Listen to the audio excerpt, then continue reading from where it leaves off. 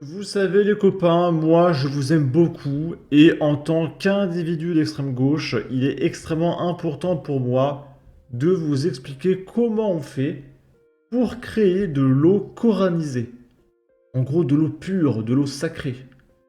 Et pour ça, il suffit de faire quelques prières. Et pour ça, on a un petit tableau. Comment faire une ruqya avec de l'eau pour le mauvais œil et la sorcellerie. Et du coup, il faut d'abord faire la sourate Al-Fatiha 7 fois, Ayat Al-Kursi 7 fois, etc., etc. Ok. Donc c'est très long de faire sa prière avant de boire chaque verre d'eau. Bah, tout ça là, il faut le faire à chaque fois avant de boire. C'est très très compliqué. D'accord. On va écouter ça.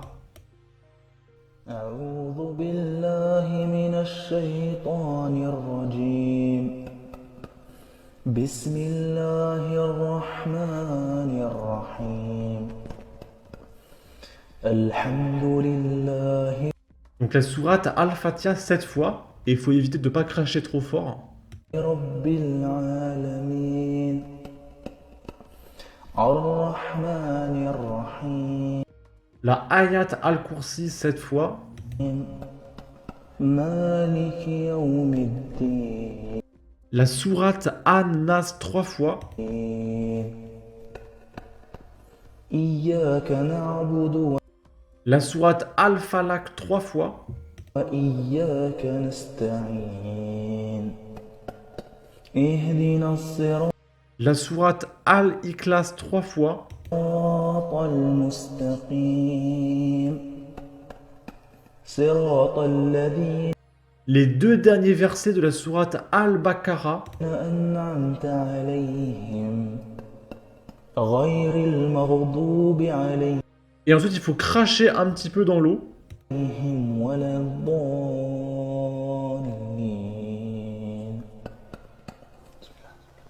Et maintenant, on peut boire. Alors là, il a fait des cuts. Et ça dure 1 minute. Donc je suppose qu'en temps réel, il faudrait au moins 4 à 5 minutes avant de boire. Alors c'est bizarre parce que moi, j'ai jamais vu quelqu'un faire ses prières correctement avant de boire. Donc qu'est-ce qui se passe? Est-ce qu'on va au paradis quand même? Si on ne fait pas des prières pendant 5 minutes à chaque fois avant de boire? Je sais pas. Et du coup, si t'es musulman et que t'achètes, je sais pas, une bouteille en magasin, et que tu bois, qu'est-ce qui t'arrive? Bon. Là, c'est moi qui réagis à un mec qui expliquait avec son drapeau palestinien: non merci, le Coran est parfait. On ne reniera jamais les hadiths, sahi et le Coran, jamais. Et du coup, je lui demande: mais du coup, le prophète qui fait certaines choses a des gamines de 9 ans, c'est cool ou on ne change rien? Et le mec répond: Aïcha était pubère, mature, consentante et nubile. Tu fais de l'anachronisme en comparant quelque chose d'il y a 1400 ans à maintenant. Alors non, dans les pays musulmans de 2024, actuellement, le mariage avec des gamines de, je sais pas, de 7 ans, c'est d'actualité. C'était pas il y a 1400 ans. C'est actuel. Ça se faisait dans toutes les civilisations, dont l'Occident. Même les polythéistes de l'époque ne lui ont rien dit par rapport à ça. Et là, il a enchaîné: tu n'es pas le couteau le plus aiguisé du tiroir. L'âge n'est pas un critère pour le mariage. Les critères sont la puberté, la maturité physique et mentale, la nubilité des deux personnes, l'accord du père pour marier la femme. Par contre, l'accord de la femme, on s'en fout. Et les coutumes et les lois du pays. Aïcha avait cela.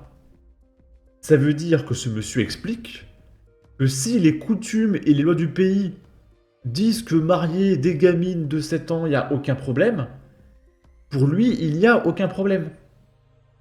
Donc si en France, on venait à mettre en place la charia, ça ne poserait absolument aucun problème de faire comme tous les pays musulmans actuels, à savoir de marier des gamines. Ça ne le dérange pas. C'est autorisé. C'est Allah qui le dit. Ok. Là, on est en Suède. Il y a un homme de 25 ans qui vient d'être abattu avec un AK-47 devant l'église catholique Sainte-Marie dans le quartier de Rosengard à Malmöville, envahi par les islamistes.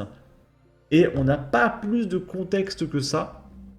Donc vu que le mec il a été fusillé, je pense que le mec avait quelques projets pour l'église catholique Sainte-Marie. Voilà, je rappelle, il y a quelques jours, il y avait une cathédrale qui avait pris feu en France à Saint-Omer, sûrement par pur hasard, hein, évidemment. Mais voilà. Ici, on est à Montargis, un mort et un blessé grave après une fusillade sur un point de deal. Une enquête pour assassinat en bande organisée a été ouverte à la suite d'une fusillade mortelle survenue ce samedi après-midi à Montargis dans le Loiret. Un homme de 33 ans a été tué par balle, tandis qu'un autre, âgé de 38 ans, a été gravement blessé, a confirmé le procureur de Montargis, Jean-Cédric Gault, ce dimanche. Les faits se sont déroulés vers 15 h dans une rue du quartier Kennedy, un secteur défavorisé de cette commune de 15 000 habitants, située à 100 km au sud de Paris. Selon le procureur, la rue est connue comme un point de deal régulier. Évidemment, on n'appelle pas la police. Ok. La police privilégie actuellement la piste d'un règlement de compte. La première victime, âgée de 33 ans, a été transportée à l'hôpital après avoir été blessée par balle au thorax. Elle n'a pas survécu à ses blessures. Une source policière a précisé que la victime était connue de la justice. La seconde victime, âgée de 38 ans, a été déposée à l'hôpital par plusieurs individus qui ont rapidement pris la fuite. Dans un état critique, il a été transféré en hélicoptère au CHU d'Orléans avec un pronostic vital engagé. Heureusement, grâce à nos impôts, peut-être qu'il va survivre. Dimanche, ses jours étaient toujours en danger. Un quartier marqué par la violence. Cette fusillade n'est pas un incident isolé dans ce quartier de Montargis. En janvier dernier, des tirs à la calache avaient déjà éclaté dans la même rue, heureusement sans faire de blessés, a rappelé le procureur. La police judiciaire d'Orléans a été saisie de l'enquête, mais aucun suspect n'avait encore été appréhendé en ce début d'après-midi dimanche. Les autorités locales continuent d'explorer la piste d'un règlement de compte, un phénomène récurrent dans les zones où le trafic de sandwich est actif. La fusillade de samedi relance les inquiétudes concernant la sécurité dans cette commune du Loiret. Les enquêteurs travaillent d'arrache-pied pour identifier les auteurs de cette attaque brutale. Ok. En tout cas, n'hésitez pas à donner votre avis, votre opinion, à partager, liker, commenter, ça aidera au référencement de la vidéo sur YouTube. Abonnez-vous, suivez-moi sur Twitter, prenez soin de vous, salut!